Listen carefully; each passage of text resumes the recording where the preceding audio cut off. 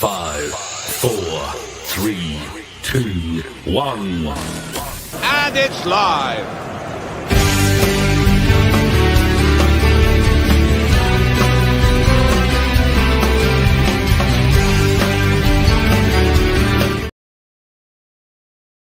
Five, 4, 3, 2, 1.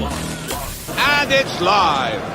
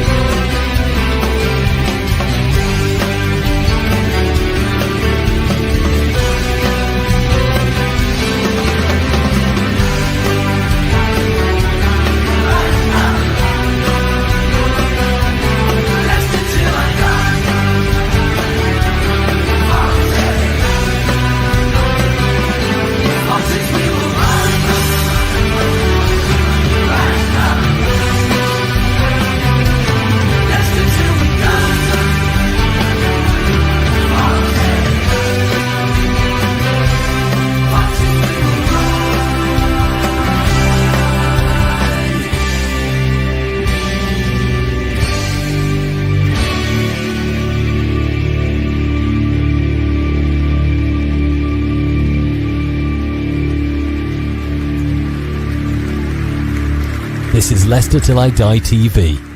Watch and subscribe on YouTube and listen on your podcast platform.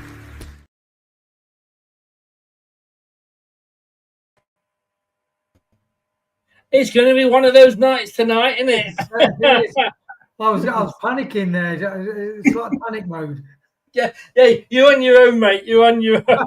Welcome back. Thank you so very, very much. Blue Fox, welcome back as well. And something that was commented before I could get them up. Ronald McDonald, I think he's probably summed us all up.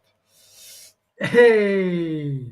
But I've got to say, and I played it earlier, and I'm going to play it again because it's just a classic. And I apologise, I don't know what went wrong at the start, but I'm literally, this has got to be the best video of the year so far.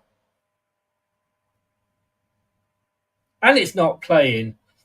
Hey. Oh my God. It is definitely going to be one of those nights, isn't it? Hey, everything went because the starting screen went as well, didn't it? Yeah, it did. Like kick round again to restart. Yeah. Yeah. Honestly, it's just going to be one of those nights. But just Connor Coady to lead, prima donna, isn't it? He is. He's probably cursed this. Try it again. Everyone's excited. Yeah! Get in. Cody's gone. Hallelujah. Yay! That is going to get used so much, mate. Especially if we play Wrexham and he goes up and scores. Oh, no. Imagine like him and Ward in the starting 11. Oh, God. Yeah. Well, no, I'd love to. We might actually win that game then. Look, a silly question here, but I'm going to ask it anyway. Are you sorry he's gone? Absolutely not. He's another player that was drawing a lot of money for not producing hardly anything.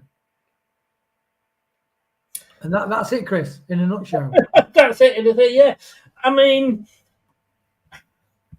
we were talking before about Ryan Bertrand and what may have happened had he not got injured and what have you at the start of the season, and then he obviously was out virtually the whole season. When you look at Connor Coady, could it have been different if he not got injured? I mean, Vestergaard came in. Enzo transformed Vestergaard into, like an Italian superstar defender. Do you think we might be talking about Coady differently if that had been the case? Probably, but I play football with lads on a Sunday morning, 11 till 12:30, and we've got lads from 30 to one guy is like 72. But basically, we get a lot of injuries, and those injuries take longer to recover. depending on whether you do the physio.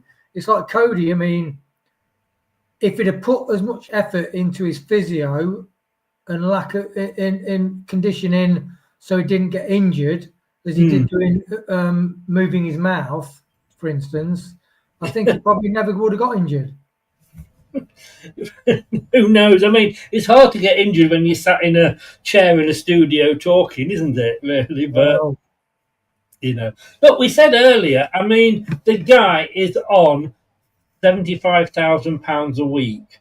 That's 3.9 million a year. So I did it earlier. I'm going to do it again. I've got the old trusty calculator again. Canon. Oh. They think that has got more stuff in it than What Put Man on Moon. Yes, exactly. He's played 42 times for us. So his 2 years' wages of 7.8 million was £185,714 ish. Good work if you can get it, isn't it? It is, Chris. I'm just double checking. You didn't buy that calculator off Del Boy, did you? Why? Because I didn't know whether you were unknowingly messing around with the traffic air control system for Heathrow Airport. Shush, don't tell anybody. But I mean, it's ridiculous. I mean, no, again, he did not come here wanting to get injured. No. And we have to say that. But it's just his performances when he's actually been asked to sort of actually turn up. He hasn't just played well, has he? No, he's not. When he came back from injury, he had an atrocious first game back, cost us the 3 points in the Prem.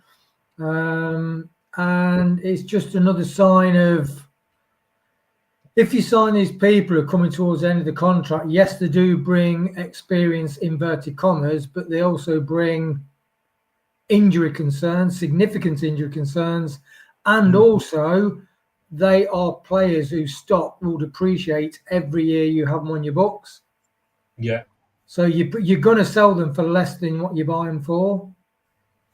Indeed. And look, he was 30 when we signed him. He's 32 now. I actually, when we signed him, thought, this guy, actually, because we bought him obviously at the same time as Harry Winks, ex-England defender. Yeah. Been at Everton. And I suppose we should have really questioned things. We were thinking, well, he was on loan at Everton. Everton didn't want him again. And then his parent club didn't want him at all. Yeah.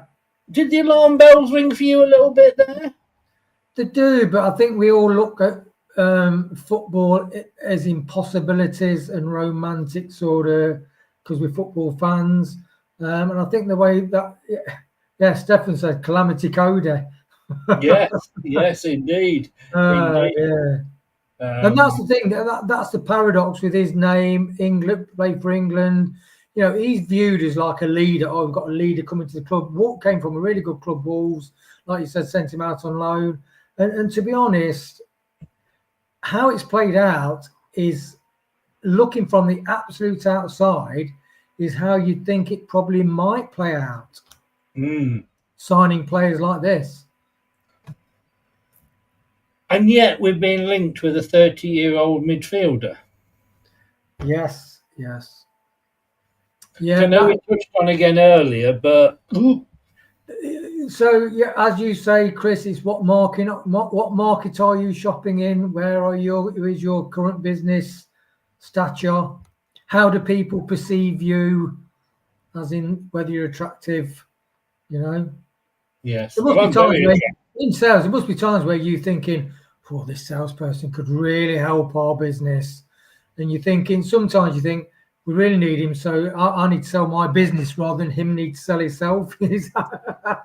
I do remember one time I took a guy on, and his interview wasn't brilliant, but he was local, so he'd worked locally. This was for a travel agent, and he was he'd made a few mistakes, and I went away on holiday, and I came back 2 weeks later, and I was in first, and I went to my assistant manager's desk, and there's a pile of his work on there that she was obviously having to correct. So I called her up, and I went, so how's he been getting on? Oh, he's been really well. He's been all right. I went, seriously? She went, yeah. I said, well, what about all this stuff I found on your desk then? And she went, I said, I appreciate what you're trying to do, but, yeah.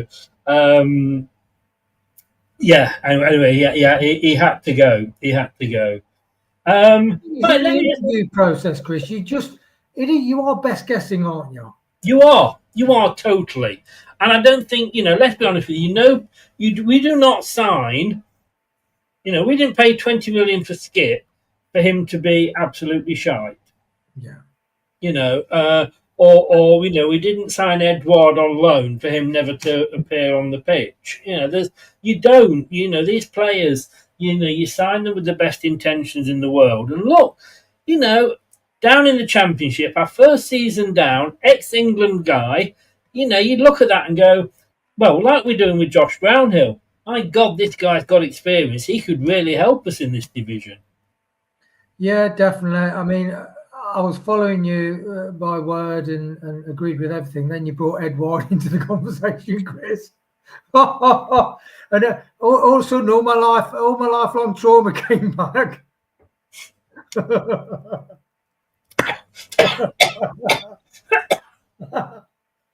Oh dear! You didn't just have to say that after I'd got a mouthful of cider, did you? No, I mean, I think Edouard. You nearly killed me, mate. You nearly killed me. Sorry, mate. I think Edouard could qualify. If you said to most Leicester fans who've been fans for 40, 50 years, what's the shittest signing we've ever made? I'd say, I mean, is there a worse one? He built there with Ryan Bertrand, wasn't he? Well, exactly. And it was that defender we signed from Wolves. Oh, God. Somebody will tell us. But you know the one I mean, don't you? No. It was Ryan somebody, wasn't it? Oh, Benkovic. No. We signed him on loan from Wolves. I can't remember what his name was. Somebody will tell us in the chat. What was the guy we signed? Bennett. Ryan Bennett. Yeah, Gordon's brother. Yeah. Because all those jokes came, Yes. I mean, if you've got a surname to make jokes about, Bennett, Ronald. Right. Thank you, Ronald. Yes, Bennett. It's my age. Alzheimer's setting in. Look, he was at Leicester City for 2 seasons. Like I say, 42 games. Most of those were last season because, like I say, he was injured in the Prem. How many tackles? Now, you know what you were saying earlier. Wayne was questioning where I got my facts from. I have. How many computer screens have I got? Lots. 3. I tell you, it's like mission control here. Yeah. When you turn the screen around, it looked like NASA control. I mean, you watch those films where somebody's in a flat and they're watching all the other flats. That's me. Right, in those 2 seasons, this guy's a central defender.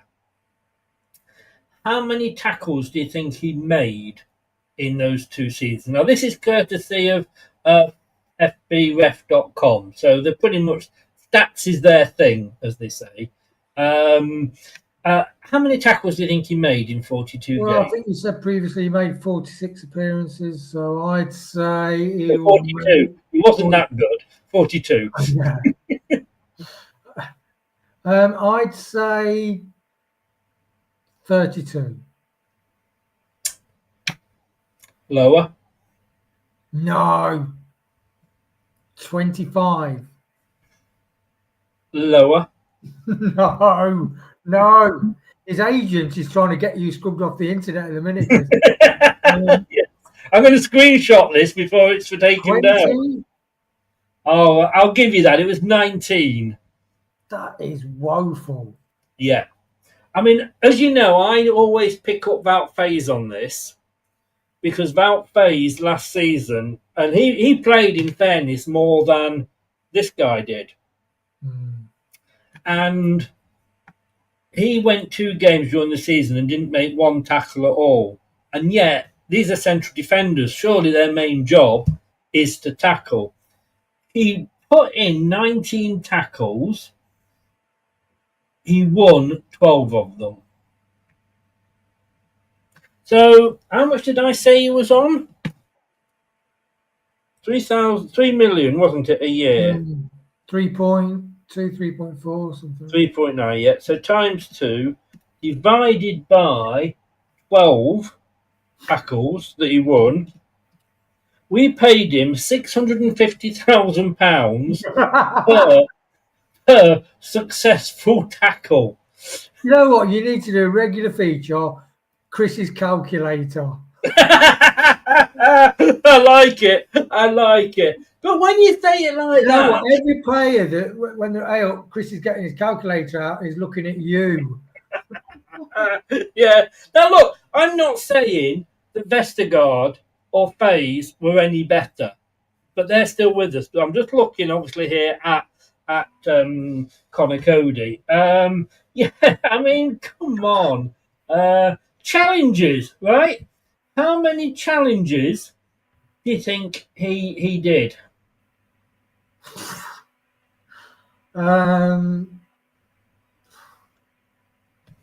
Tackles, challenge. So tackles. 45. 45 challenges. My God, are you trying to get an increase on his wage for us? He made altogether, this is won and lost, 16. Oh, that's woeful, Chris. That's woeful. Oh, don't tell me off. Don't shoot the messenger. Guys, did that sound like he was telling me off then? I know it is woeful. Now, in fairness, how many blocks do you think he got in? 12. Oh, sorry, let me just go back to that. Sorry.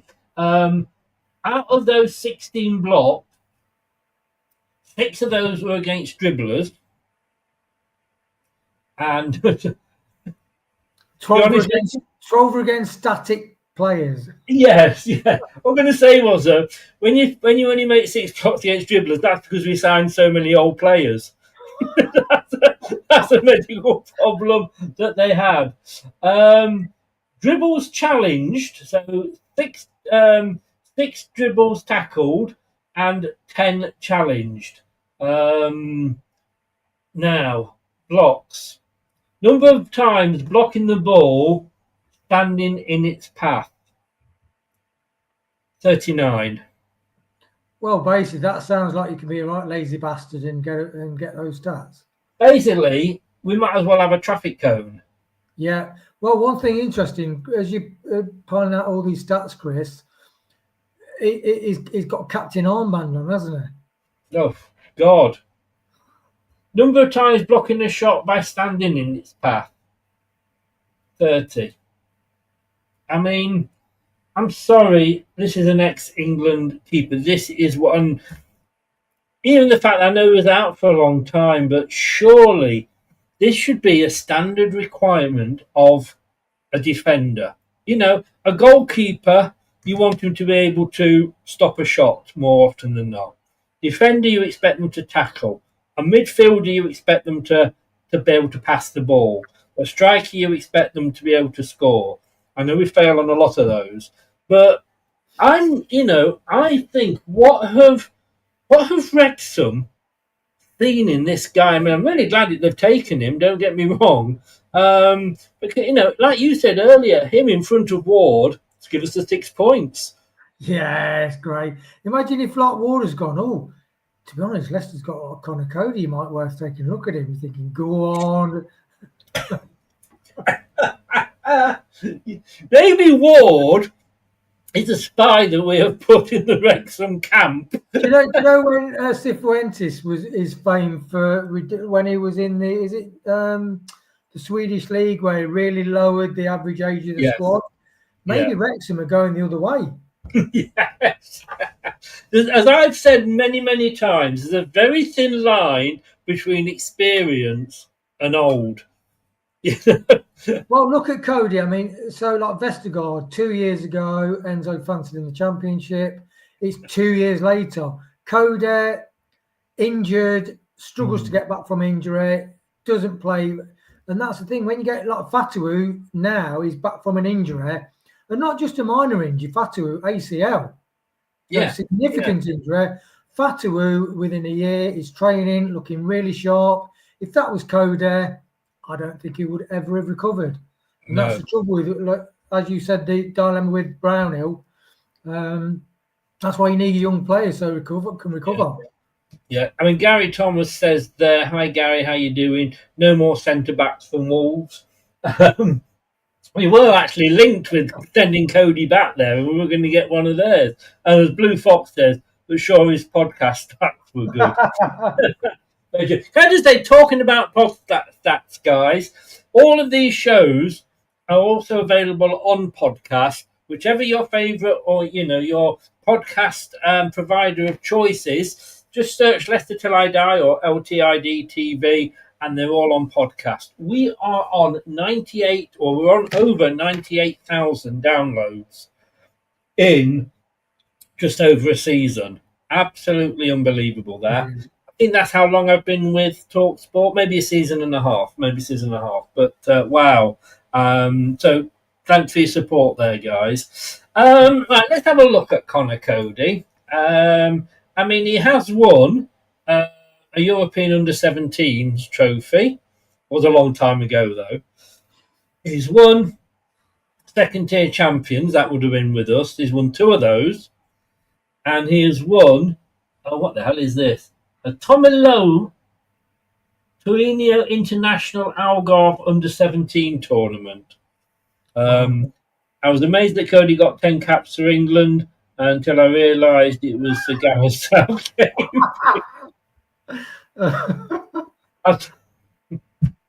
10. I bet if you were asked that question in a pub quiz, you'd never guess he got 10 caps for England, would you? No, I would never have guessed it was Southgate, Gareth Southgate either. Who were teething? I thought it was going to be Graham Taylor, of course. Who was it? Colton Palmer. I mean, how did Colton Palmer get caps? He's a centre back. Apparently, can also play defensive midfield as well. Not very well, I wouldn't have thought. My God, we gave him. Oh no, this is at Wrexham. Right, they've signed him for 2 years. Right, okay, so this is what Wrexham have done here, everybody. They've signed him for 2 years with an option for a further year. Do you know what? He'd be on the phone to his missus. Hey, guess what? Guess what, love? Exactly. I mean, look. I like Ryan Reynolds. I thank him for taking Ward. I thank him for taking Coady. I've bought all of his DVDs just to say, might show my thanks to him. And I've even come out and said I liked him as Green Lantern, which if you are a not Marvel, what's the other one? Whatever it is, anyway. DC Comics. Yeah, DC. If you're a DC fan, you'll know that was a disaster of a movie. And I even like that. But do you understand? I know you're American as well, but do you really understand football? I do think that it was Ant from the fan chat base. He said he thinks that Wrexham will come a cropper this season, and I can see it. I still can see it, although they made a couple of good signings. I think some of the players are signing shows that it's okay going from Division League 2 to League 1. But this is, as the Championship is a massive jump to the Premier, the Championship is a massive jump from League 1. Yeah.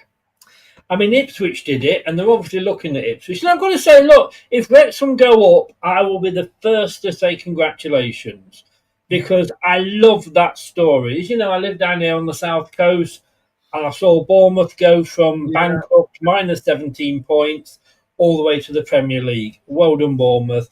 I love those sort of stories. Ipswich, I love that story as well.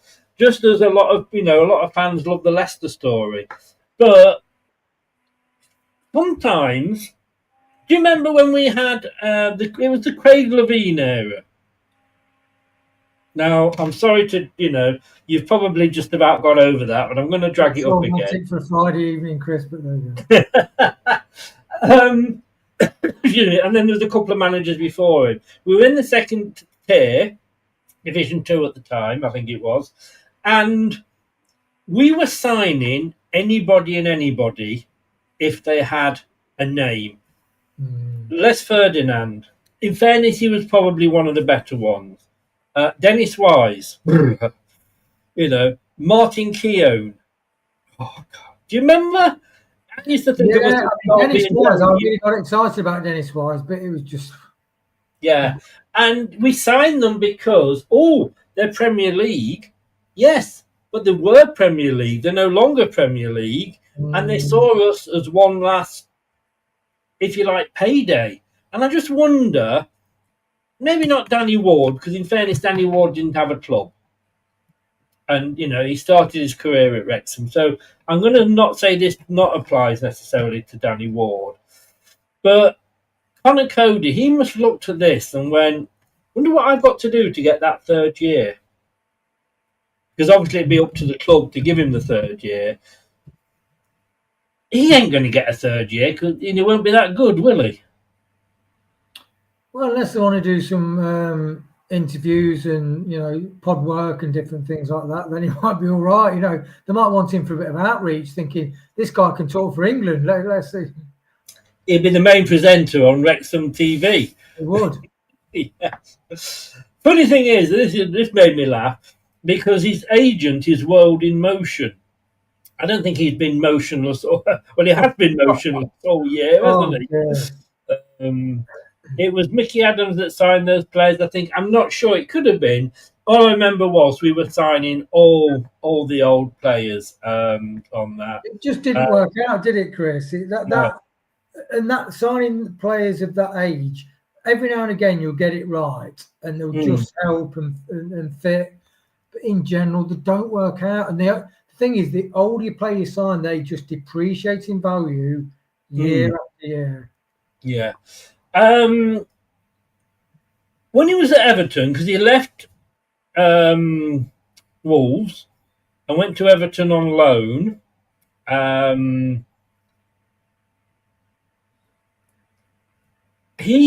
there was an option, and I'm sorry, I took a deep intake of breath there because I couldn't believe this.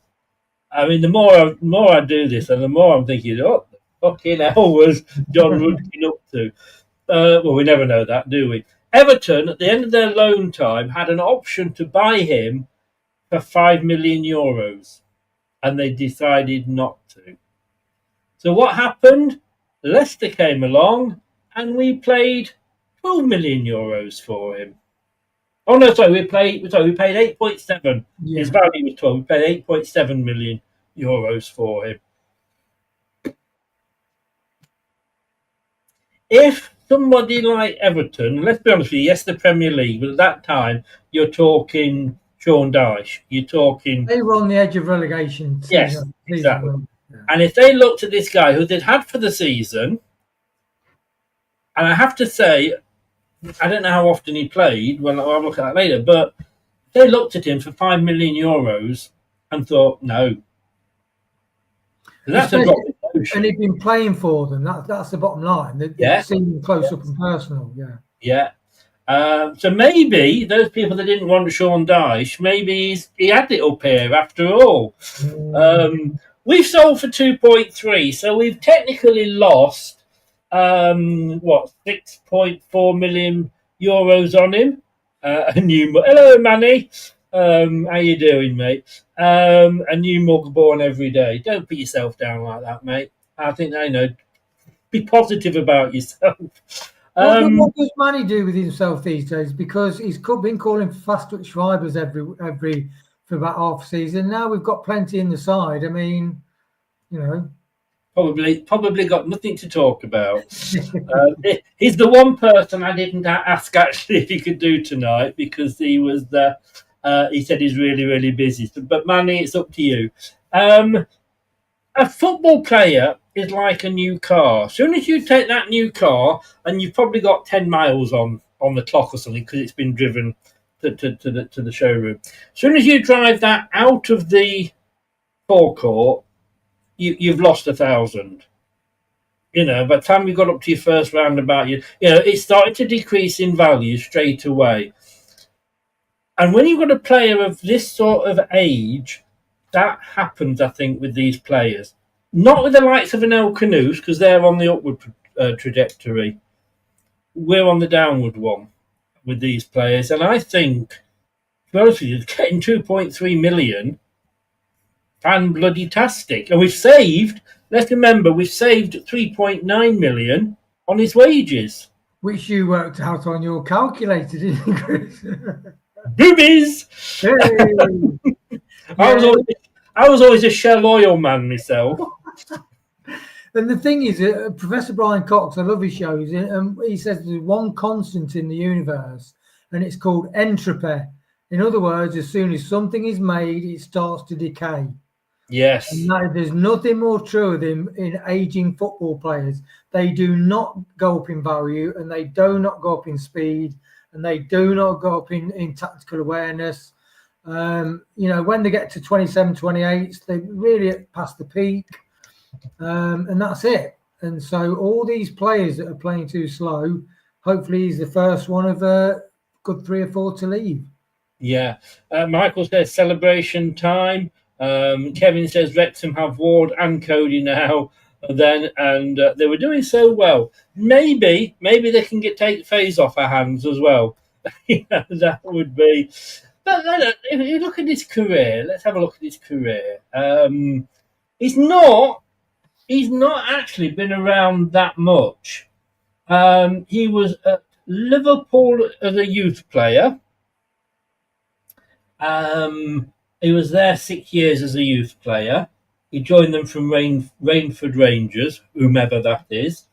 Then he was Liverpool senior squad 2011 to 14. He only made 1 appearance for them, and the last season of that, he went to Sheffield United and played 39 and got 5 goals for them. Bloody hell! He then went to Huddersfield for a season, 45 appearances, 3, and he went to Wolves from 15 to 23. 273 appearances, 6 goals. But look, he is a defender. Everton on loan for a season. That season we're talking about 24 appearances, 1 goal. Leicester City somehow managed to get 34 games for us. It says here, I thought it was 42. I read somewhere, that's the internet. 1 goal, and obviously now he's gone off to Wrexham. So he's not like a journeyman, is he? No, he's not. And he did play. The thing is, he did play in a really good Wolves side at that time. I really liked Wolves during that period. But yeah, I bet if his agent said, "Hey, up, LTID TV do a complete episode on you, Connor," it's been brilliant. But he'll say, "Oh no, don't look at it. The slagging you off."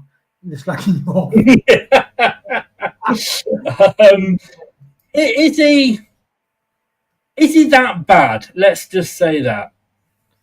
No, he's not that bad. I'd say he's like a floater. Basically.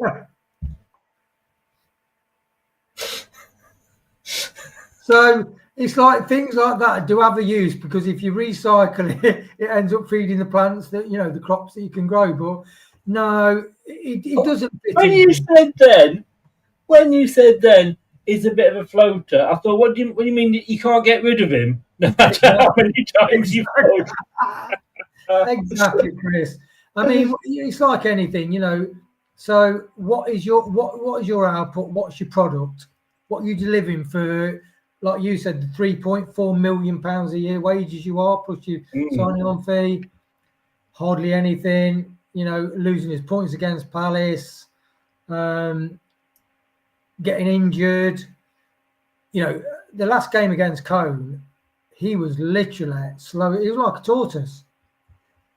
But that's the thing as well, is when you sign these older players, and we said this earlier, Vardy, when he was getting injured in the last couple of seasons, it wasn't a week there or a week here. It was 3 or 4 weeks. Not because he was getting different injuries, just because when you get older, and I know this because I am old, things take longer to repair.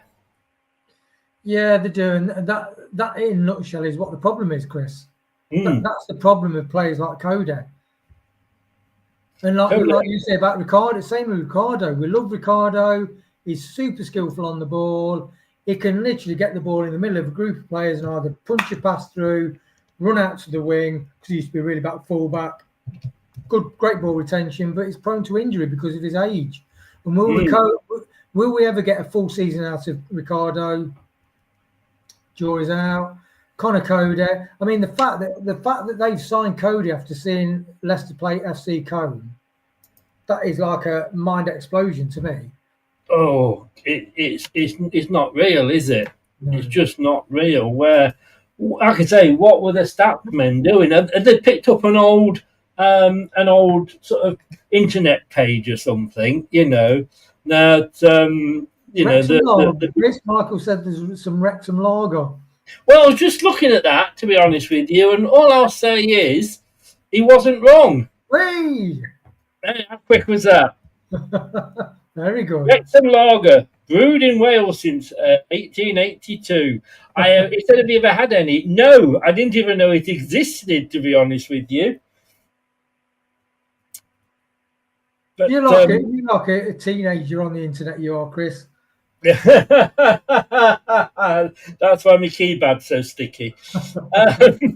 Let's move on quickly, please. We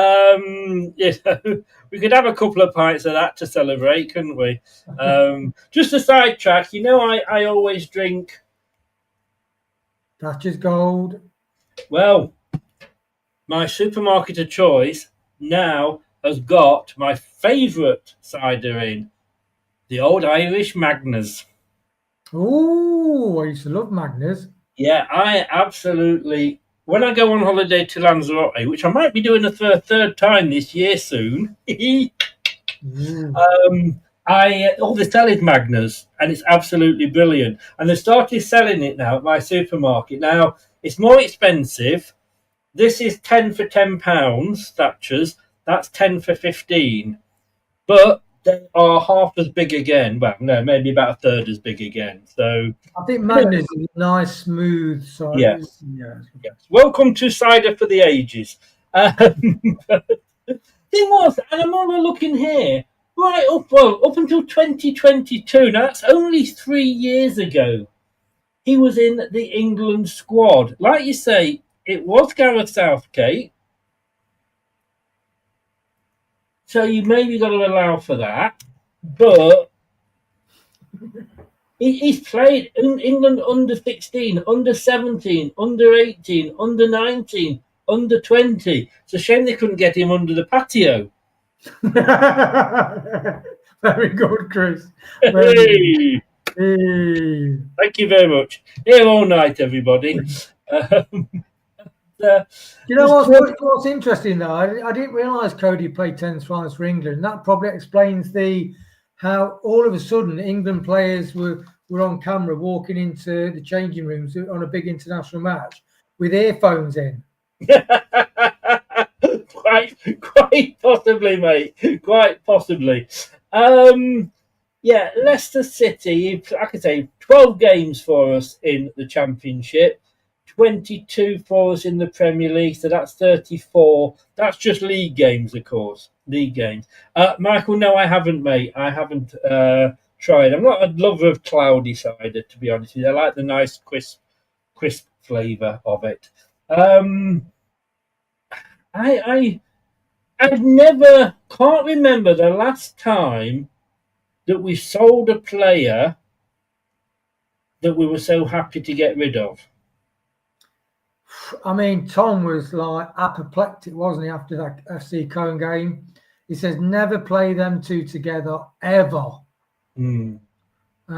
Two central defensive midfielders in that team where you've got all the sort of exciting, fluid football that Marty wants to play, then you've got two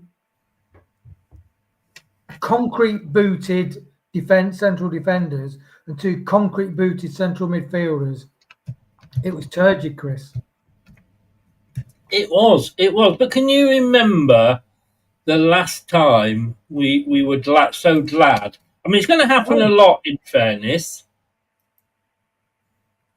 because when is the last player? I can't. I'm struggling to remember where the last player we really. I mean, Perez. I think he got a lot of stick, but I rated Perez, and he's gone on to play really well, hasn't he? Yes, he has. Got back in the Spanish team, in fairness. Yeah. He was just played out of position, weren't he, Perez? Really? Well, yes. He wasn't necessarily always as good as he thought he maybe was, but and I'm just gonna share this screen with you here because I think StreamYard Studio Chrome tab. Why isn't he's there. Right. This now, look, I somehow think Wrexham.com, which is the local newspaper, haven't actually spoken to anybody from Leicester.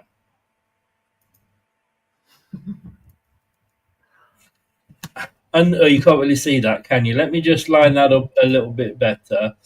Oh, there we go. Another huge signing. Huge.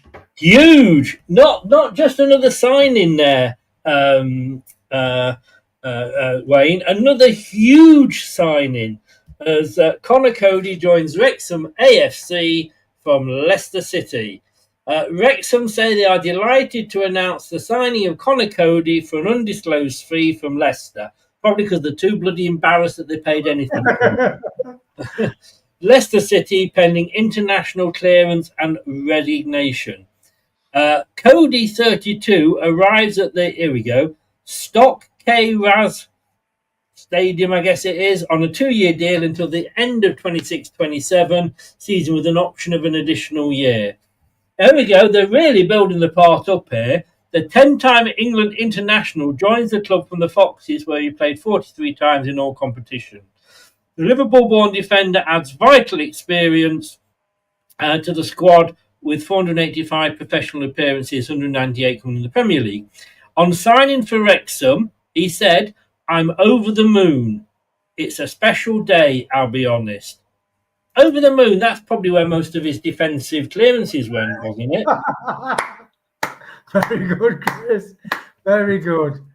I mean, so the only thing I think Wrexham have missed a chance of mentioning is the fact that Coady comes fresh from yet another season in the Premier League.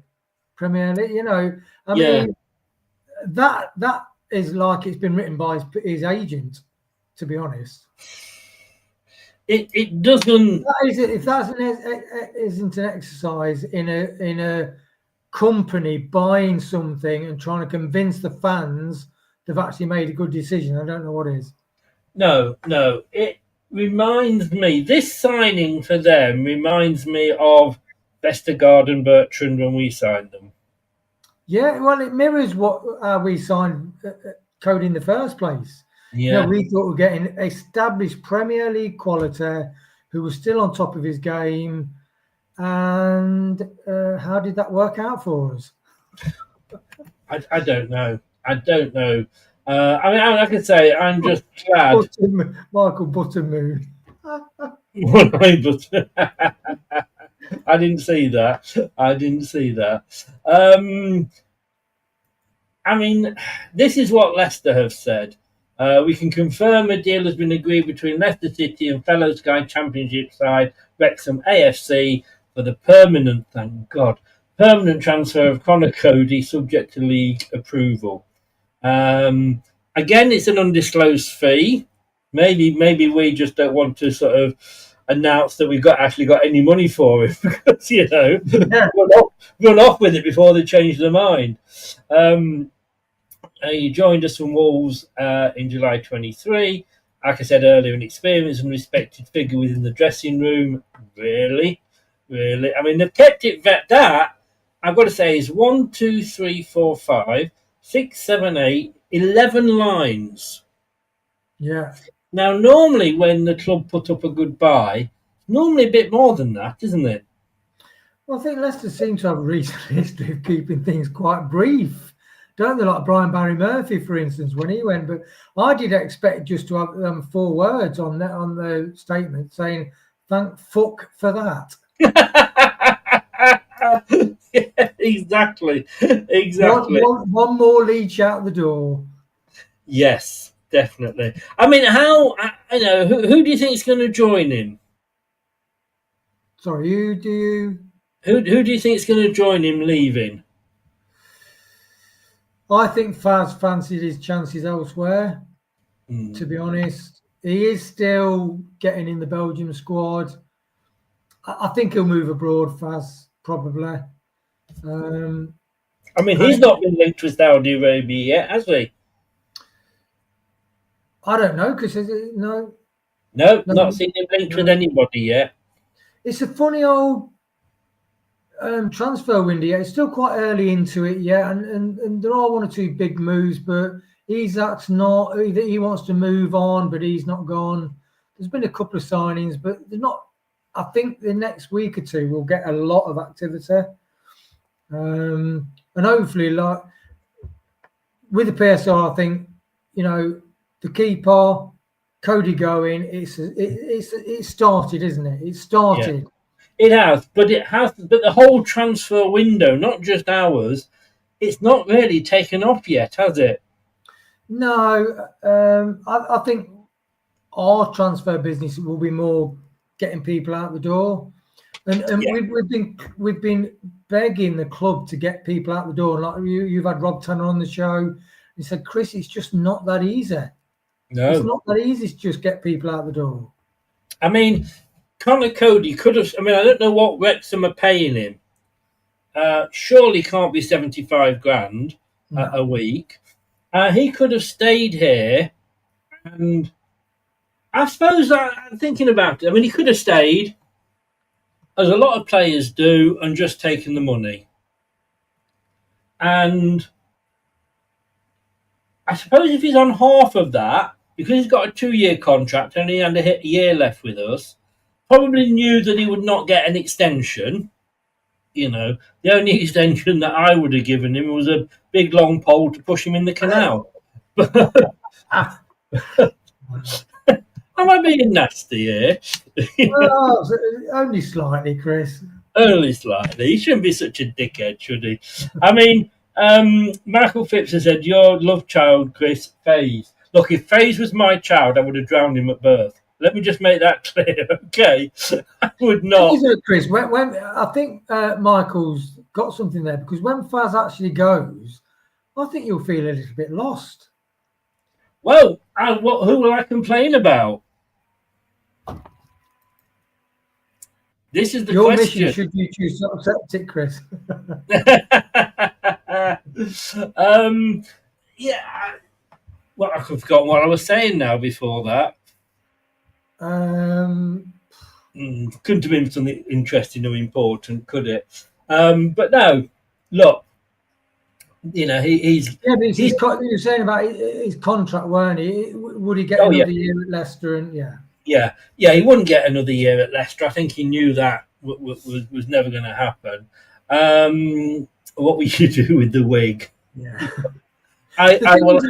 You can't blame Coady for taking this, because no, at this age you're going to be thinking, like, how many years have I got left playing football? Yeah. So this is a 2 potential 3-year deal, most probably 2. But that'll be, if he's on 30, 40 grand a week, you know, that's okay for him. It is, and look, the guy's got no loyalty to Leicester, and you wouldn't expect him to have. No. You know, it's not his club or anything like that. And he's probably, like I say, he could have sat on his arse and just taken the money for a year, and he hasn't done that. So I kind of respect to the guy. But he's done what a lot of our other players that we wanted to do, not Vestergaard. They've just not done, haven't they? They've not took the cutting wages. but you've got to have clubs that have come in for you. Yeah. Now, in fairness to Vestergaard, the last club that came in for him was when we were last in the Premier League, I think, and he didn't want to go because his wife had just given birth. Sounds familiar. But I understood that. Would you want to go off to Germany and your wife's in this country with a newborn baby and all the hassle to take it now? And I honestly sided with him on that one. But you got to, clubs have got to come in for these players, and they're just not doing that. That's the thing. What will I do with the? You know what I'm going to do with the wig? I think I need to try and find, one of those. You can get those displays of just a head, and I've put the wig on the head. I've got to try and find one. There must be one on Facebook Marketplace somewhere. You could get a blow-up doll, couldn't you, Chris? Okay, what, sorry? Blow-up doll. Well, let's not go there. Last time I had one of those, I gave it a love bite. It farted and flew out the window. I think you can get them for 50 pence on Temu, mate. Can you? I wouldn't know. You've been checking, have you? Oh, great! Look, I was holding on because I thought Manny might be coming in, but he said give him 15 minutes. He's I don't know if he's coming in or not. But mate, look, thank you very much. We do need other ones to go. So before you go there, let me ask you this question. Right? Sorry, I was going to let you go then. Are you okay just to talk? Yeah. Oh, talking of which, as his name is mentioned, and then like the genie, in he comes. Manny, how the devil are you, sir? Not too bad, chaps. How you doing? All All right, thank you very much. Thank you. How are you feeling today? Disappointed? Happy? Happy days are here again. You're a bit low, mate, on your volume. Let me see. I can probably increase you at my end. Actually, I'll try. I have the power now to do these things. Oh, nice. I don't know. Edit mic settings. Is that better? Is that better? Yeah, that is a bit better. I'm just gonna let go. I'll make you loud with this end as well. There you go. Look, we've been saying, when were we last this happy to see a player go? Yeah, that's a good question, Ace. It's probably been a while. I'm sure someone in the chat, one of you guys have already mentioned a few candidates. No one comes to mind. We've lost a lot of players just by leaving out of contract. How many actual players have we received transfer fees that we were happy to sell on? I mean, even Maddison, we would have liked to have kept him in an ideal world. Barnes, we would have kept. Probably would have kept Castagna as well. Yeah. So it's been a while since a player that we've been pretty desperate to shift, we've actually managed to shift rather than going on a free. And at the end of the day, we're just saying then we've got to give Coady a little bit of credit because he could have stayed, sat on his arse, earned 75 grand a week, and he hasn't. He's moved on. He's got us probably a couple of million. He saved us, just short of 4 million on wages. I know I don't suppose for a moment Wrexham are paying him 75 grand a week, but even if they're paying half of that, he's got the 2 years and an option for a third. I think it's a smart move for him, actually, and fair play to him. Like you said, he could have just sat back. If it was just pure monetary value, then he probably would have stayed and sat around and had a cushy life, not doing too much. But I think for him it makes sense because there's a secondary opportunity with Wrexham. It's a unique club in a way because of that TV show. We know that he's a media personality. He wants a career after football. He's already got his eyes on life post-football. So fair play to him. He's trying to carve out a niche for him in that arena. And also, when you've got a Wrexham, it opens up the American market. So you've got broadcasters like ESPN, CBS, and they've got the World Cup coming next year. He's probably going to get a World Cup gig because he's been on the bench for England during the Euros. They'll bring him for his international experience, someone will. But he does talk a good game. So I can see that being his future path. So this is a good segue kind of to wind down his playing career and increase his profile. Good point. well, we know he likes Wayne. We know he likes a bit of talk sport. And only if you need to, Wayne. Only if you need to. Cool. I'll let you go with this last one question then. Like I say, does he get any credit from us at all?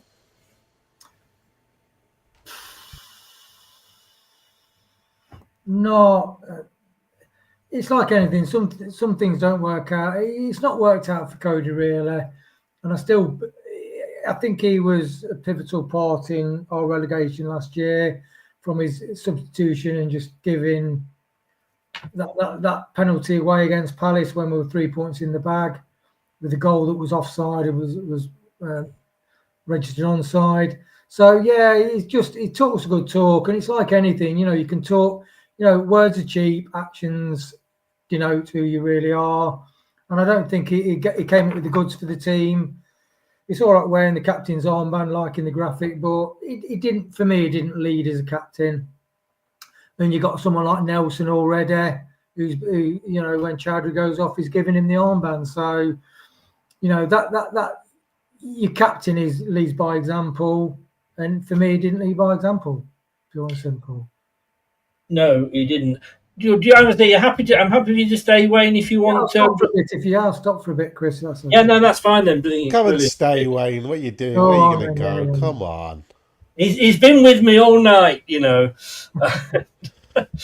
mean, let me ask you this, Manny, because we've got 3 central defenders that we possibly want to get rid of. There was obviously this Coady, VK, and the curly-haired one. It always reminds me of that guy that used to be in Starsky and Hutch, Paul Michael Glazier. Do you remember him? Yeah, with the curly hair. Yeah, there was David Soul, who was the blonde, good-looking one, and then Paul Michael Glazier. If we had to keep one of them, now I know Craig was a bit, he said to me he would keep Coady. Who would you have kept out of those 3? I thought you said COVID then. There's much bloody use as COVID. There are similarities. That's the biggest diss of all time. What did you get with COVID? You got a couple of pricks, didn't you? This game's been on lockdown for a bit, for sure. Yes, that's true. But no, I mean, look, it's a financial aspect to this. We have to get rid of big earners. We have to really evaluate who do we actually need. Like, who can we survive without? Do we really need Conor Coady? No. Do we really need Vestergaard? No. Okay, if someone will say having them there is useful, they have experience, you can't play the young lads all the time, they'll have their moments. But those moments shouldn't be too often. So because you're not getting too much performance out of them, you don't need them or want them for too many games, because it's not building for the future. You're not giving Aluko experience or Ben Nelson experience, or Okoli deserves a run in the team. He was a £14 million signing. I don't think he did too much wrong to be dropped for these guys. So your 4th choice, 5th choice, 6th choice in the case of Coady, Vestergaard and Fass.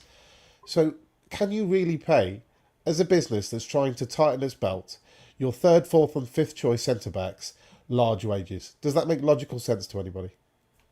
No, but maybe it would do to Duck, because of course he's an expert on business and finance, isn't he?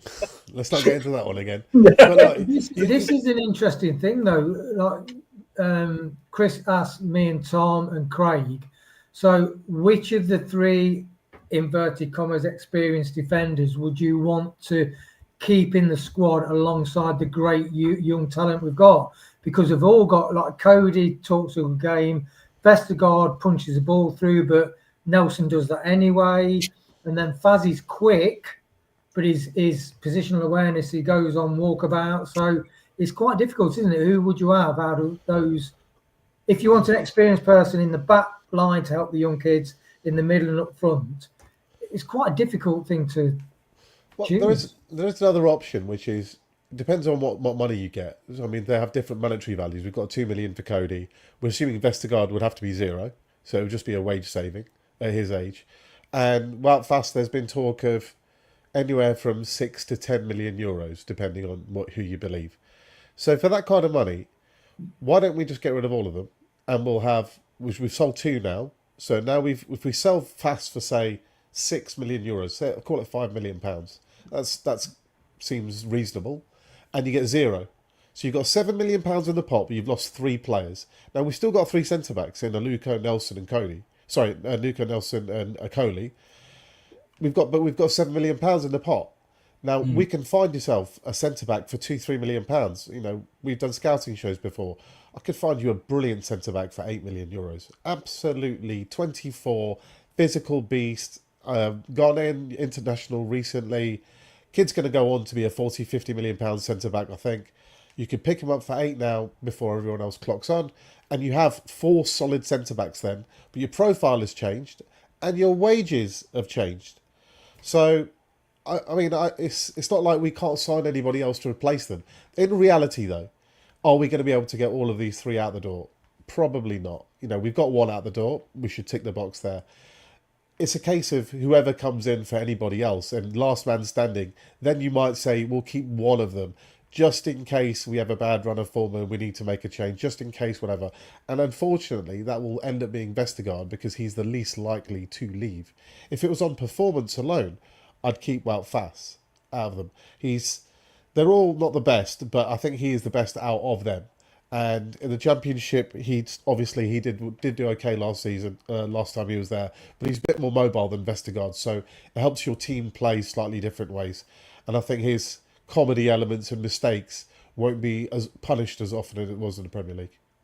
I used to like you, Manny. Sorry. I've just used. Manny knows that if we do stick with Faz, you've got to spend another season with that stupid wig. Yeah, that is true. That is true. Can I just know? I've got the old trusty calculator out. Do you know if we hadn't sold Connor Coady, do you know how much we would have paid in wages in 1 year for Coady, Vestergaard, and the curly-haired cunt? What are the 3 salaries? 70? 60? Well, no, all 3 of them added together. I'm not going to tell you what you tell me the weekly one. I'm going to guess it's something like, if you're saying you're working, what was it? 70 for Coady, is that right? Yeah, yeah. And what was the number for the other 2? I didn't say. But if you add them all together... So it's going to be about... 70 grand is £3.5 million a year. So if you times that by 3, you're probably saving yourself about 3, 6, 9, 10, 10.5, 11 million pounds, something like that. Well, I can tell you exactly how much we would be paying a year for all of those 3 to be at the club. 12. 14.9 million pounds. Does that include the reduction? Because remember, if they drop into the Championship, I think everybody is on a standard 30% wage reduction. I don't know, because I'm just going off this site on Tinternet. That percentage that'll get reduced for the Championship. So if you take 30% off the 15 you just said, that's what 10. You're talking about 11, something like that. And what's interesting, Chris, is because we talked earlier about El Canusi's weekly and Mads. I mean, they're on pittances compared to these players that are just not performing. Yeah, I mean, Coady was on the highest wage of 75. Vestergaard's on 60, and Wout Faes is on 50. So I suppose on that you could say let's keep Wout Faes because he's the cheapest. That's £2.5 million a year, the cheapest of the 3, and I would argue he'd give the best performance of the 3. But he's the younger one, and because he's slightly younger than the others, someone might chip in with 5-6 million for him. And because we're not going to give him a new contract, we are not going to give this guy a new contract. So you take the 5 or 6 million now plus the wage savings, or you lose him for a free in a year anyway. Why not use that? Take that 5-6 million and the wage savings, and if you look at it as a package, like I've done this before. I'm sorry to do my maths thing again. I'm going to do it again. Wout Faes has 1 year left. Is that right? Sorry, I'm just doing boobies. So he's on 1. Has he got 1 year left? Is that correct? Wout Faes has got there's 10 players with 1 year left. He's got 2 years left. Wout Faes, 2027. So he's got 2 years left. We are not giving him a new contract, and he's on 50 grand a week. 50 grand a week is 2.5 million a year. So 2 years left. We're giving him 5 million in salary left. Now we can that's an outlay of 5 million. Now you can either sell him for say 5 million and save that 5 million, which is a 10 million swing. With that 10 million swing, your budget now allows you to pay for a signing that I would like, who's about €8 million, which is, what's that? £7 million, call it. But this guy's going to be on 30 grand a week for the next 2 years. 30 grand a week for the next 2 years is £1.5 million, £3 million. So 7 plus 3 is 10.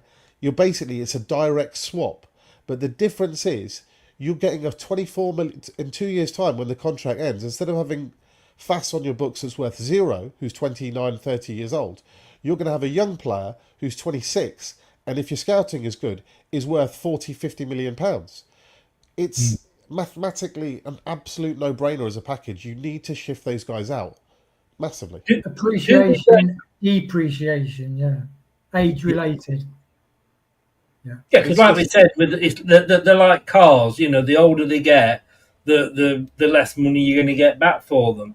Wayne, do we have to then look? We like to criticise our director of football a lot recently, but do we say he's actually got us a fairly good deal on this? And then the same question to you afterwards, Manny.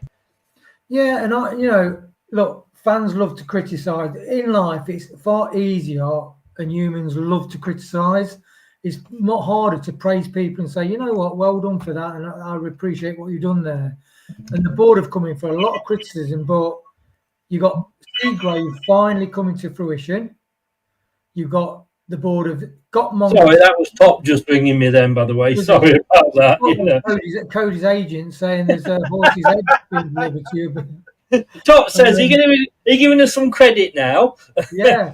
Yeah, but you should ask him, Chris. He might come on. Cody might come on now. He's not our player. The trouble is, it's Cody show, and even Manny wouldn't get a word in edgeways, would he? Well, I'd love a shot, though. Give me a shot at him. Yeah, but the board, Chris, I think the board this season, I think they have had to wait. They've done a deal with the EFL. The getting everything sorted out. They've waited to do the manager swap because of financial fair play. And they are doing a couple of free deals just lately. They're getting rid of Coady, and hopefully they've learned the lesson. And I think they deserve a lot of praise for the decisions they're making.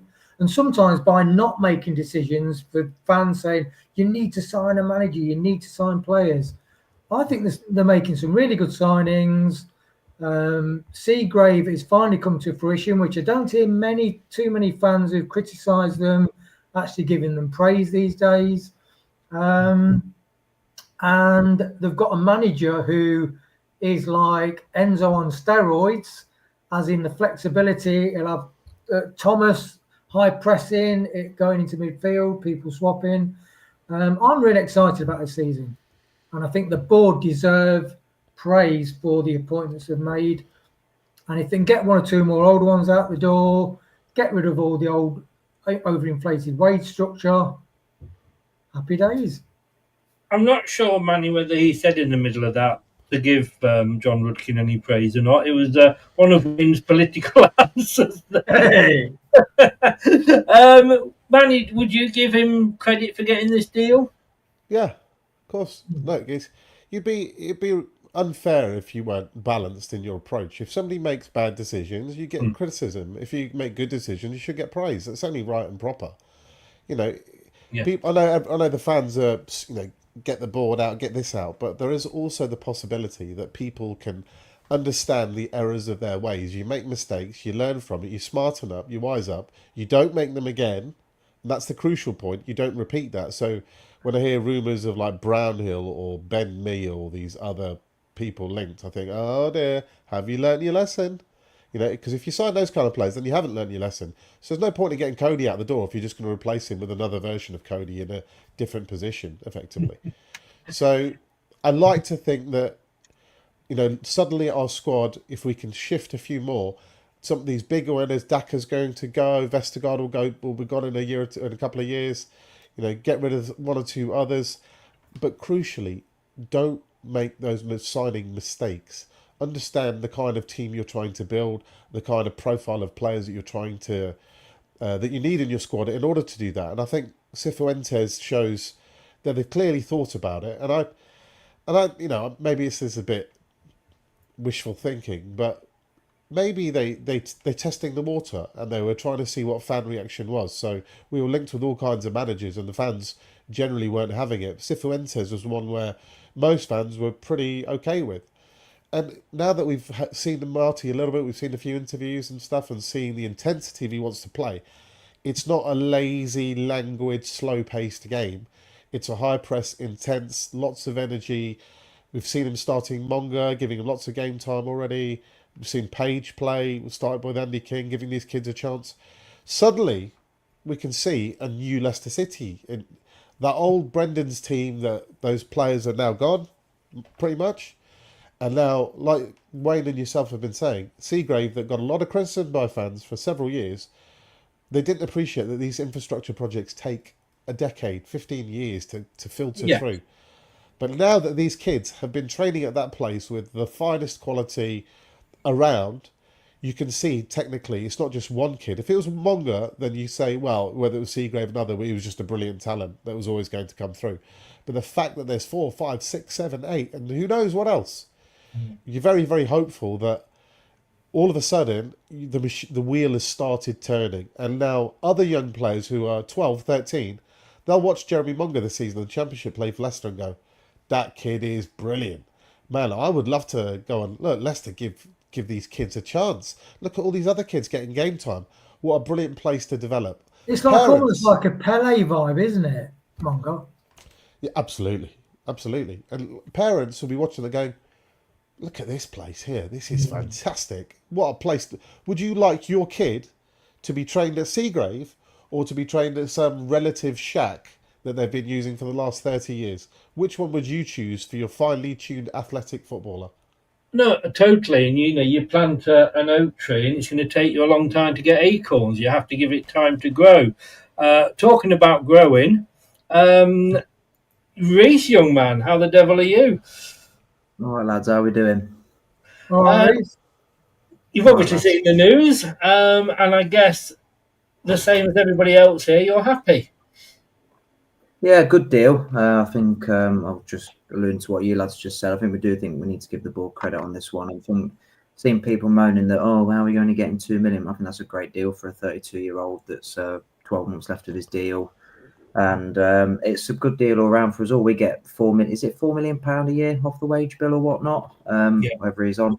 Yeah, he's off the books. 1 down, about 5 to go now, I'd say. So yeah, thumbs up. We're just talking before you came in, and I'll come back to you with this first, Wayne, because we were talking about Brownhill in the show earlier. And you were quite pleased, and we did actually say, before Manny throws something through the screen at me, we did actually cover ourselves by saying it all depends, if we do sign him, what the deal is. As a 32-year-old, if we're giving him a 3-year deal with an option, maybe not. If we're giving him a 1 year, possibly 2, might be worth it. Now, you were quite happy with this, Wayne, weren't you? You thought it was a very good signing.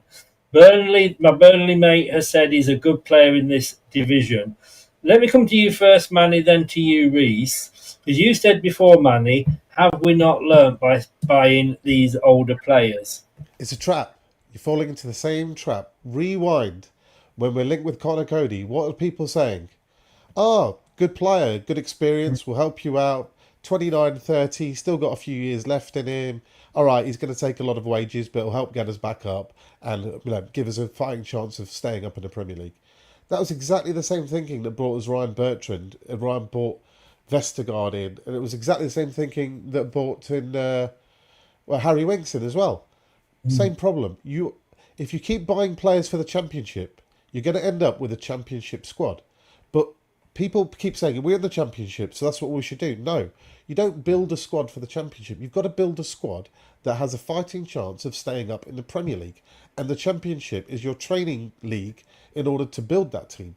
If you keep filling these players for 1 year, I need him for a year to get you up, then what? He ends up being a massive PSR problem. We can't invest in new players.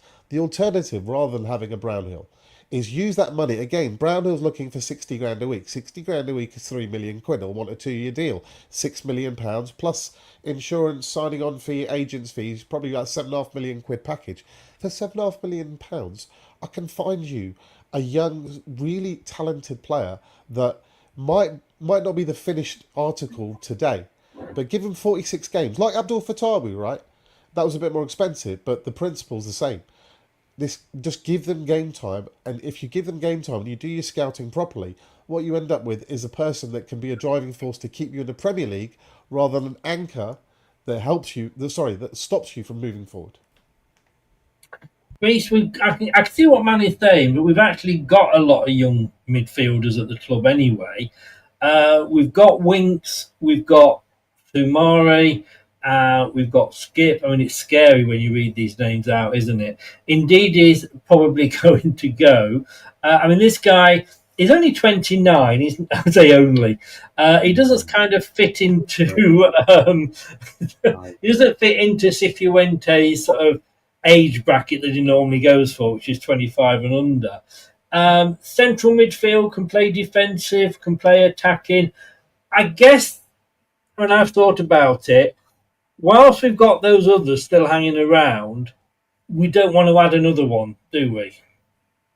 No, but I mean, we're trying to restructure the wage bill, and you sign this guy on big wages, you may as well just throw that out the bin, like throw it in the tip. So, no, I completely agree with what Manny's just said there. We need to build a team that is going to compete in the Premier League as well as get promoted from the Championship. I mean, if Burnley don't want him, why are we going for him? That says it all, really. If little old Burnley don't want this guy, was he their top scorer last season? He was. Only just missed out on the Golden Boot. Yeah, it was their top goal scorer last season, and they don't want to keep him. So what does that tell you? Have some empathy, right? You're 29 years old. You're a footballer. What is your motivation at that age? It's your last big contract. You're thinking about getting your biggest payday. That's all you're thinking. You're not thinking, I adore Leicester City and I'm desperate for them to go up and I'm going to fight every day to get them up. You're thinking, I want that security. I want that financial security, 3-4 year deal, ideally, or an option, as much money, and literally the highest bidder. He's not worried about playing the Premier League. Doesn't it worry that anybody that Conor Coady could have stayed in the Premier League but chose to drop down a league? He chose money over playing. So when a player has that mindset, that's already a red flag. Their head is not in football anymore. Their head is elsewhere. It's a natural thing to do. I'm not blaming Brownhill or anybody else. I'd do the same if I was them too. But it's different. When you've got a 20, say, or anyone from 16 to 24, they're hungry to get out there. You see what Fatawi's like. He's like a jumping bean. He just wants to get out there and play. He's desperate to play. He's not thinking about money. He knows that money will come if I perform well. Where the mindset is different, is that I've already performed well, so now I'm owed the money. It's the difference between being on the front foot and being on the back foot psychologically. Yeah. Hi, Jack, by the way. Jack's in from the final whistle. Wayne, you either wanted to go to the toilet or say something. Yeah, I do. Can I please speak, sir? Or you can go... Not if we're on the floor, no. No. Yeah, I get what Manny's saying. I do think... I love Mongar. I love all the young kids. Do you? You hide it. You hide it very well. You have got to be a bit realistic, and I don't mean. So the rumours are that he wants 60 grand a week. That's not necessarily what they'll be negotiating. And when I heard the rumours is after a 4-year contract, I was thinking, holy shit, I hope not. But if he's offered a 2-year contract at 30-40 grand a week, his stats for last season were really impressive, and that's something that I don't think many people can match. And although I love the youth, but Sunderland were promoted with an average age of 25. Enzo's team was and the youngest ever assembled in the Premier League, and I want that to be Leicester's dynamic, Marty, high pressing, completely fluid rotational play. But I do think in the back line, in the middle, up front, you do need some experience, because the overall age, if we played a lot of the Seagrave kids, the age of our squad will be very low. And I get that when things are going right, but sometimes you do need experience. You need to temper it with experience. You've got to be realistic. So I would love to play all the young Seagrave kids, But I don't want Brownhill. I want to get rid of Samare, Winks and Skip. I thought they were shit. I want to get rid of Vestergaard, Coady and Faz. But I also realised that in the back line, you do actually need some experience, which is what we had a chat with Manny. Okay, so out of Vestergaard, Coady and Faz, if they're all here, if you could get rid of 2 and keep 1, and it's the same in midfield. So who would you want to be We've around? still got Ricardo and JJ, though, for experience in the back line. Yeah, but Ricardo is prone to injury. I would rather have Ndidi in the midfield and get rid of Winks and Skip. I'd rather have I up front as a mentor and sign another striker, a younger striker. But we are dealing with lots of fluid situations. But I do think we can't just load the team with all the young kids. So I think that will be a problem because they've not been tested. And you know, I'm not on about the Coady Vestergaard experience and Winks and Skip because I think that ship has sailed. They've just shown versus FC Cone, they have not got the speed or the attitude or the skill set to play. So pre-season, right, Wayne? You've been watching pre-season, I'm sure. Yeah. Who's been the better players in pre-season? All as the young profile? kids. All the young kids. Okay, so they're the ones who are actually showing the performance levels. They're the ones who are playing the best on the pitch. When we played Colne the other day, you saw what happened when you get the experienced guys on there. They're a liability. Yeah, but the only thing is, one thing I will say, Manny, Cone was the first serious opposition that we played. All the other opposition, I'm sorry, but they were like League One and League Two. They weren't that good. FC Cone have just been promoted to the Bundesliga. I mean, you know, they were a serious professional outfit. Look, yeah, you're right. But when we are talking about young players, we're only talking about really, at the moment, 3 that have actually made some kind of breakthrough. You know, Aluko at the back, Page in midfield. You know, Jake Evans is a little bit, maybe. You know, we haven't seen too much of him, but you could argue perhaps him too, and of course Jeremy Monga. That's 4. The other 7 players are going to be your Mavadidis, your Fatawus. At the moment, we've still got Booba and Ndidi and Justin and Ricardo and all these other guys in there as well. So there is that balance. You know, I think you need a couple of people in the squad.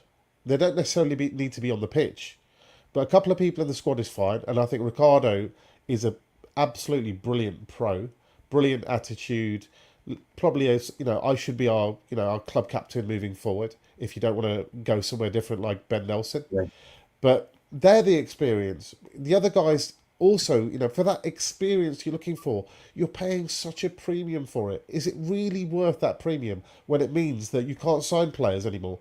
You can't look to, when you get in the Premier League, you can only spend 50, 60. I mean, Ipswich spent 140 and still didn't, get anywhere close. So we have to find the ability to spend 100, 150 when we are in the Premier League. How are we going to do that if we have a large part of the budget taken up by Josh Brownhills, Harry Winks, Skips, and all these others? It's not going to be possible. Somewhere you have to draw the line and say, no more of that, no more incomings of that profile. The opposite, we've got to look at shifting like we did today with Coady. I think One thing I will say is it's okay drawing the line, but if it's an absolute definite line, that's where the danger is, I think. Because I want Skip and Winks gone. I want the back. I think Nelson and Coley in the back 4 with Justin and Koulibaly, for instance. That is our back line. That's the back line I want. I'd rather keep Ndidi and get rid of every other older midfielder. But that's my ideal. But what will the reality be? Well, focus first on getting rid of a midfielder before you start signing one. Would be my first suggestion. Before we go out there and sign Brownhill, then if you shift Harry Winks, then you could say, okay, I'm doing a direct swap. Harry Winks, a year or 2, similar. The wages will be less. A slight reduction from astronomical the salary that Harry Winks is on, and you might argue you might get a bit better performance. So if it's a like for like, I don't mind so much. But to add that problem before you've shifted all these other guys, get rid of the players first and then look at who we can replace or who's out there. But the focus has to be shifting the players before you start adding to the problems. I mean, Reece, that's a good point, isn't it? I mean, midfield's not an area that we're actually short of numbers in. But when you've got Samari, Winks, Skip, who probably are still going to be with us this season, you don't want to add another one into there. I mean, indeed, who's probably the best one of the lot is the guy that's probably going to go. But yeah, you've got to get rid first. I mean, just looking here, Brownhill, his weekly rate wage at Burnley was 45 grand. His annual salary 2.34 million. I don't know if he wants a 4-year contract at 29. No, if he wants 60 odd £1,000 a week, no, But I would, as Manny said, if you're going to get rid of one, I think he is better than the likes of Samari, Winks, and Skip. Maybe so, but again, the age, he's 29. It doesn't fit the Marty Cifuentes signing, sort of thing. He goes for players in their mid-20s. Like, again, it doesn't make sense. That's why when I keep seeing it, I'm like, that's not a Marty Cifuentes signing. He's over 25, and he always goes for 25 or under. Begovic, I can understand. I know he's 38, but he worked with him, and we need a backup goalkeeper. I was about to say Begovic, in fairness, yeah. No. I understand that one. I'm not so fussed about it because he worked with Marty. He's got experience. He's a good goalkeeper. He's not bad with his feet either. To be fair, he's going to do a lot of coaching as well, isn't he? Yeah, exactly. I wouldn't be surprised if his 1-year deal runs out and then he becomes the goalkeeping coach next season. I'm not, because we haven't got one, have we? So. I can see that happening, but no, I'm sorry, I can't have this Josh Brownhill talk. He's 29. Again, it doesn't fit the bill that Marty Cifuentes wants. So again, I just don't think it makes any sense at all, even on a free transfer. Can't see it. That said, Manny, the Leeds are in for him as well. Let them have him. Good luck, Leeds. All yours. Yes. I mean, let's be honest with you. If you are... Oh, look, I get the fact that he wants a longer contract. Like you say, this will probably be his last move, as is like Conor Coady's to Wrexham. So I get that totally. But like you say, on those wages, as much as I'd like him, can't justify having him while we've still got those 3 other donkeys there. He's on 45k a week. He's not going to sign a contract, his last big contract, on a free transfer. Your Bosman, your dream. That's when you get paid rather than the club gets paid. You're not taking a wage cut. So it's 45 and up. Even at 45, that's way too much. That's not the kind of money we should be looking to spend on players. We're trying to. I get what you're saying, Manny, but I think so. You got Samari. Would he be on less wages than Samari? Would he be better than Samari? Yes. Would he be on less wages than Winks?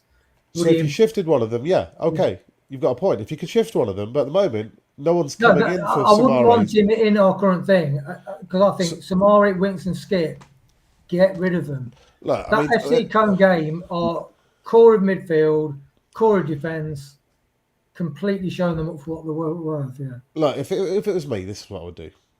Ndidi's going to go because he's good value at that price, and someone's going to take him. Now, there is a chance, because Wolf's been at the club for nearly a decade. He studied here, went to Montfort Uni, he's got his degree, he's obviously part of the furniture. And that obviously played a role, and his family settled there. You should never underestimate that. You don't want to take your kids out of school and they lose all your friends and all that kind of stuff. So maybe Wolf will stay. If Wolf is happy to stay, keep him.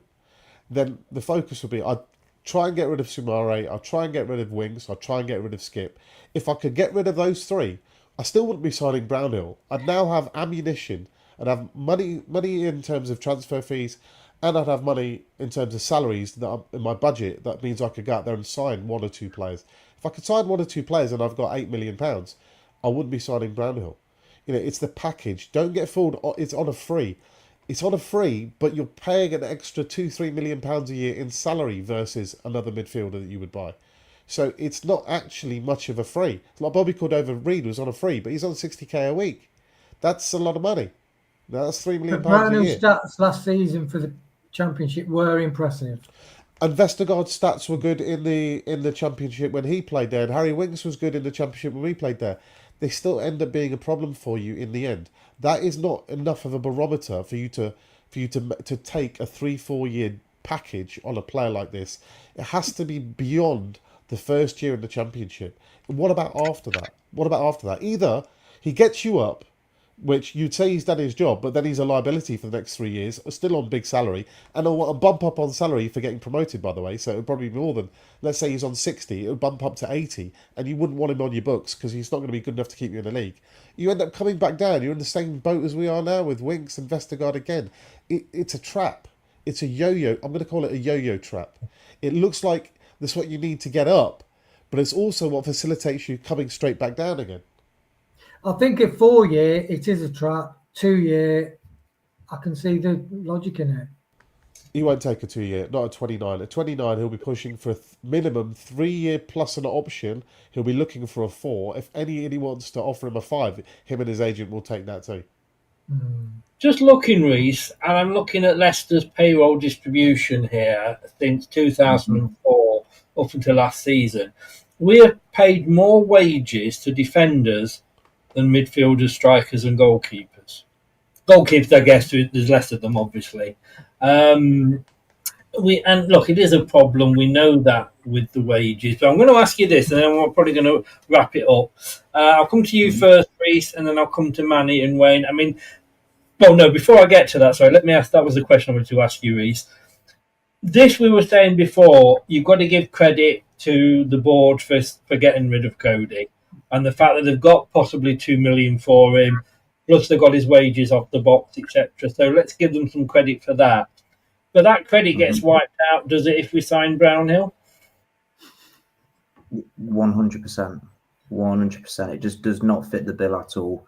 And I keep repeating it. It's not a Marty Cifuentes signing at all. Again, doesn't make sense. If you want to back this guy, you need to back him with his own players. And he says, I don't want this guy. He doesn't fit my age criteria. So, again, yeah, I think that credit does go if you go and sign Brownhill. I understand what Wayne's saying. His stats were good last season, but we're trying to build a younger team. I mean, look at what Sunderland have just done. You know, they outfought an experienced Sheffield United team with an average age of 25. That's the road we need to go down, and that's the road that all the clubs are going down. You know, Bournemouth, Brighton. You know, they've gone for these young, and it's worked. It's worked. So why can't we go down that route? Locks has just said he's in bed. I mean, I messaged him earlier and it took ages to answer. So what he was up to, I don't know. But whatever it is, obviously he's finished. He's changed the sheets. Can I say to you, I mean, what Reece just said, I just want to pick up on something he said. Yeah, right? go on. Yeah. Bournemouth are mid-table Premier League and around that age, right?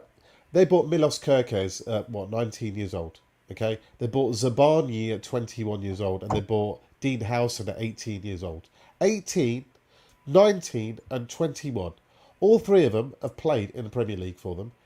Had really high performance. They sold Kerkez for 40. They sold Howson for 50. And Zabani is going for 50 to PSG, apparently. They bought 3 kids in of quality. They were young. Their performance levels were already good enough for the Premier League. They didn't need experience to keep them up in the Premier League. They found high-quality young players to keep them up in the Premier League. That once they did their job, because their scouting was very, very good, they've now sold on for a vast profit. You repeat the process. They've done it again with another striker you're going to see this season, Eli Junior Krupi. They bought him in February. You'll see him in the Premier League this year. Boy's brilliant. They bought him for £15 million.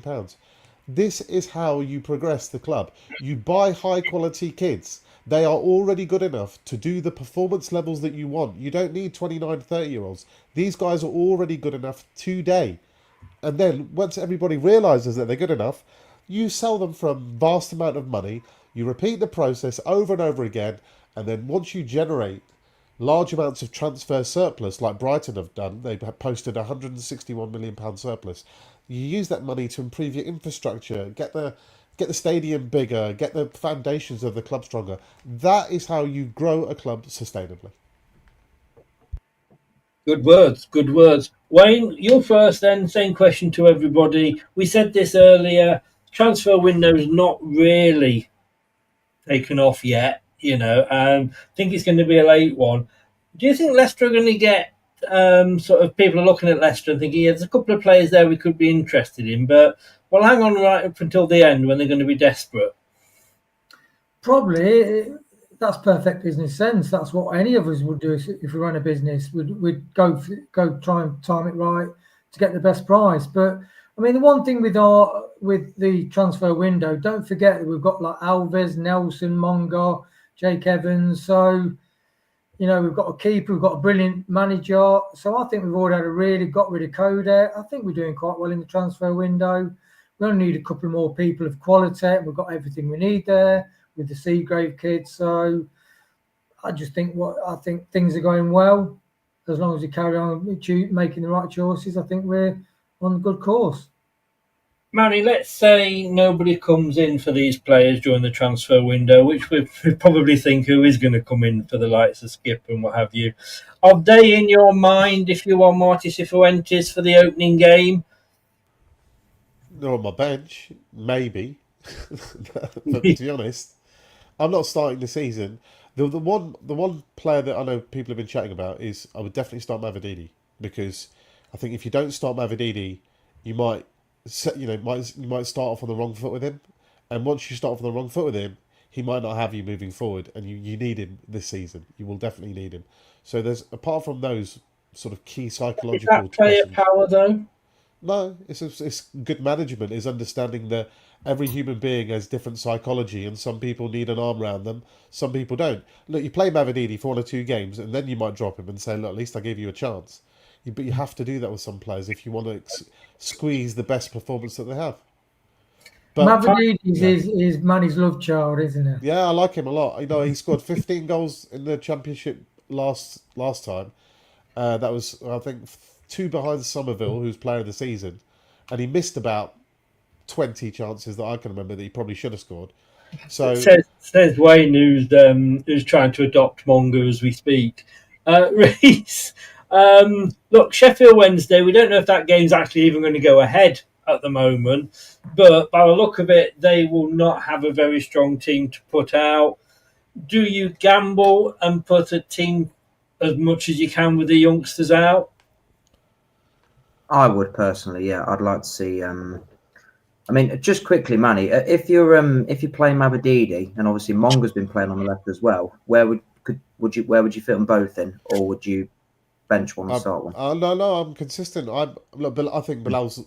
I'm working on the assumption Bilal is definitely going to be sold. I'm assuming that is the case. Mm-hmm. So there's a spot there at 10. Monga is a natural 10. He's already himself said he thinks he is a 10. He said that's come out of his own mouth. He's a natural 10 because if you put him in that pocket in the 10 slot, he has a unique ability to be 2-footed. He's really good in those tight spaces. He's quick, so he can drive at you. He can lay it off if they come to you. He can shoot from distance with both feet. Because I think the transition for Monga needs to be more end product now. I want to see goals and assists as part of his game. So you could put him out of the wing. He's devastating. But I think he'll also be devastating in the middle. And if you put him there, you still have devastation with Mavididi one side, devastation with Monga. Sorry, with Fatawu on the other side. So in the real world, you want to double up on Fatawu because he's going to beat you one-on-one. But you want to double up on Mavididi because he's going to beat you one-on-one. But you want to double up on Monga because he's going to beat you one-on-one. So how do you cope with these 3 elements both on the pitch at the same time? There's not enough good defenders in this league to stop that trio. So that's what I would start with. Okay, fair enough. And we won't even go to Thomas versus Christensen. We'll leave that for another show. Manny, blue tinted glasses, thanks very much for coming on, mate. No worries, thank you, boys. Reece, hope everything's all right, mate, and thank you for popping on. Wayne, like you've been a star today. Both shows, really do appreciate it. We'll be back with the watch along on Sunday. Be interesting to see what team he puts out. Thanks very much, guys. See you later, guys. Cheers. Oh, thank you, Locks. You're a gentleman. Pass that on for his diversity. I'm not going to say what I was going to say because you'll come round and you'll find me. But thanks very much, mate. Appreciate it. Right, that's it then. We will be back on, say, for the watch along on Sunday, just before kick-off. Looking forward to it. Remember, if you've been watching it live, thanks for joining in the chat. like button, subscribe button, click that notification bells. Watching on catch up as well. Add your details in below, comments in below. Really would look forward to reading those. And if you've been listening via your favourite podcast platform, thank you very much for lending me your ears. And Locks, thank you very much for that as well, mate. Really do appreciate it. I'll see you later. Have a good night. Have a good day off tomorrow. Thanks to the guys that popped in to help me tonight. And I'll see you on Sunday. Take care. Good night. Thanks for watching. These videos are tremendous. You better like them too, or I'll be back. This podcast is proud to be part of the TalkSport Fan Network. TalkSport. Powered by fans. That will conclude this evening's entertainment.